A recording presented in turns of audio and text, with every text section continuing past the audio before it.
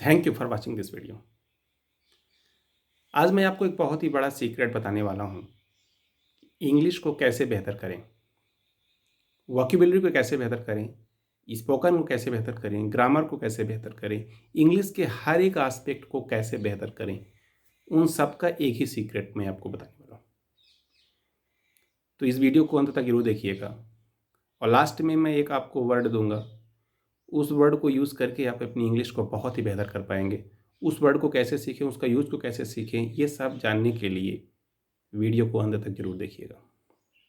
तो चलिए शुरू करते हैं। ये सबसे बड़ा सीक्रेट है, आप डिक्शनरी को पढ़ना सीखिए।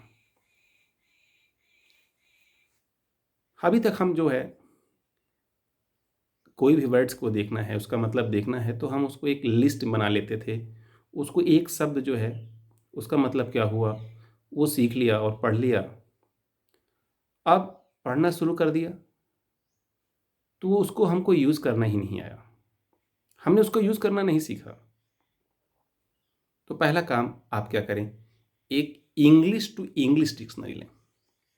जनरली हम लोग लेते हैं हिंदी टू इंग्लिश, अपनी रीजनल लैंग्वेज और इंग्लिश में ले लेते हैं, जिससे हमको मतलब कुछ हद तक कुछ समझ में आ जाता है लेकिन उसका यूज़ करना ही नहीं आता। तो पहला काम आप करें, इंग्लिश टू इंग्लिश डिक्शनरी लें।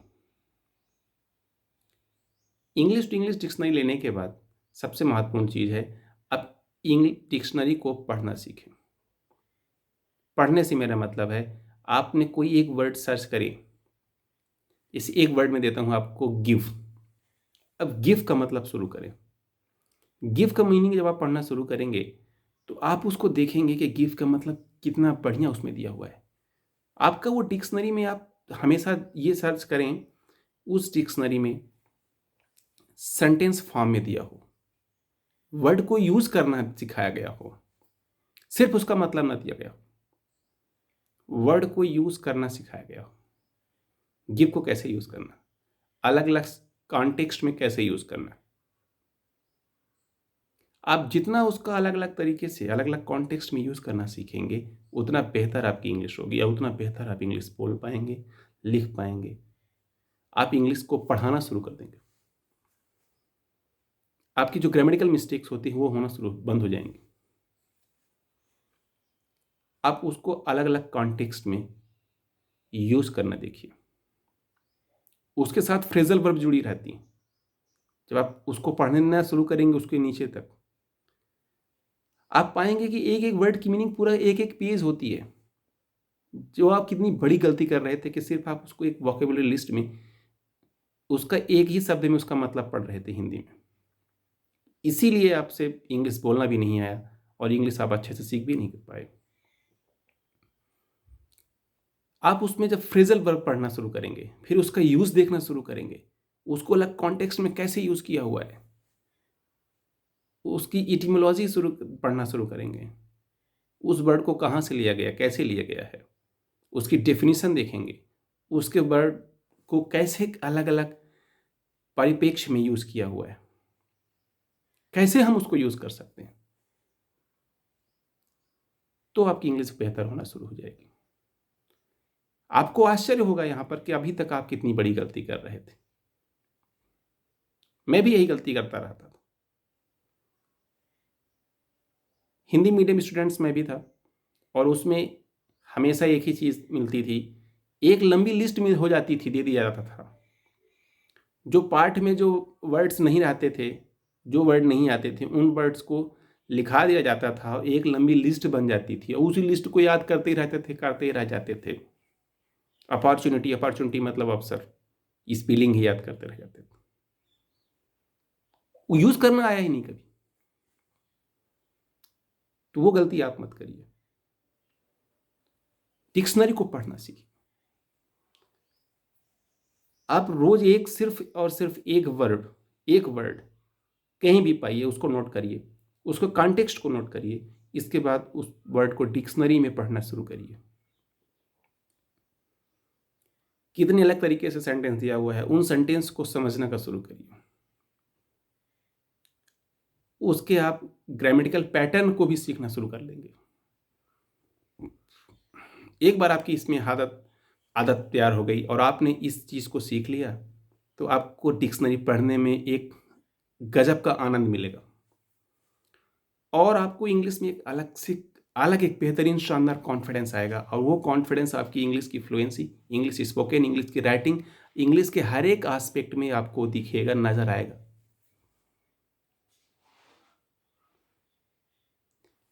हम लोगों ने एक गलती ये करते गए कि हमको लगता है कि हम इसका मतलब समझ गए। आपने उसको गेसिंग करके उसका मतलब तो समझ लिया, लेकिन आप उसका यूज करना नहीं सीख पाएंगे। मैं एक आपको वर्ड देता हूं, रिप्लेनिश। रिप्लेनिश का मतलब आप बताइएगा, कमेंट में बताइएगा रिप्लेनिश मतलब क्या होता है। इसको मैं सेंटेंस में यूज करके बताता हूं कि I think I have to replenish my mobile. Replenish का मतलब आप बताइएगा और रिप्लेनिश को अलग अलग तरीके से कैसे यूज कर सकते हैं, कहाँ यूज करेंगे, आप कमेंट में मुझे बताइएगा।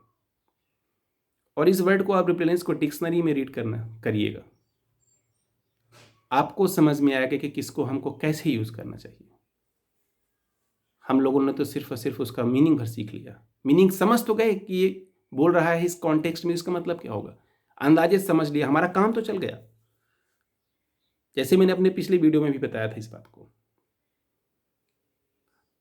आप लोगों ने, जिन लोगों ने देखा होगा, समझ कि हमारा काम तो चल जाता है, लेकिन हम इंग्लिश में सही तरीके से यदि आगे बढ़ना है, हमको एक लेवल के बाद सिर्फ काम चलाना नहीं है। याद रखिएगा कि ये दुनिया आपसे मास्टरी की उम्मीद करती, काम तो सभी लोगों का चल जाएगा,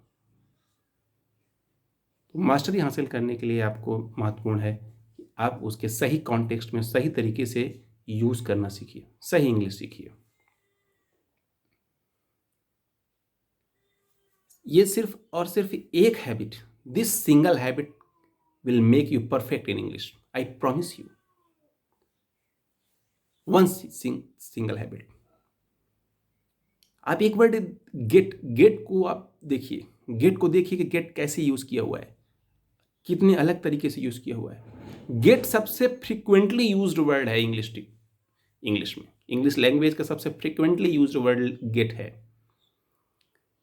गेट को 10 से 15 20 तरीके से, अलग अलग तरीके से यूज किया जाता है। गेट की फ्रेजल वर्ब के लिए मैं एक अलग से वीडियो बनाऊंगा,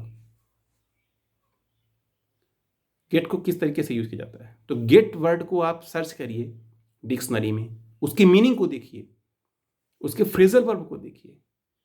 जिस गेट का मतलब सिर्फ आप प्राप्त करना सीख लिया था हिंदी में, पाना सिर्फ देख लिया था, उसको जब उसका मतलब उसको यूज करने और उसके कॉन्टेक्स्ट को जब आप पढ़ना शुरू करेंगे तो आपको आश्चर्य होगा कि इतने सारे चीजों को तो मैंने छोड़ दिया था ऐसे ही, इसको मैंने सीखा ही नहीं था। गेट कितना शानदार और खूबसूरत वर्ड है, इसकी फ्रेजल वर्ब आपको फ्लुएंट बना देगी इंग्लिश स्पीकिंग में। इसके याद नहीं, सारे फ्रेजल वर्ब यदि आपने सीख लिया, इसको यूज करना सीख लिया, तो you can surprise and even enthrall to your audience and surprise to everybody. Even teachers को भी इसका यूज करना नहीं आता, इसके फ्रेजल वर्ब को यूज करना नहीं आता। विथ ड्यू रिस्पेक्ट मैं ये बोलना चाहता हूं।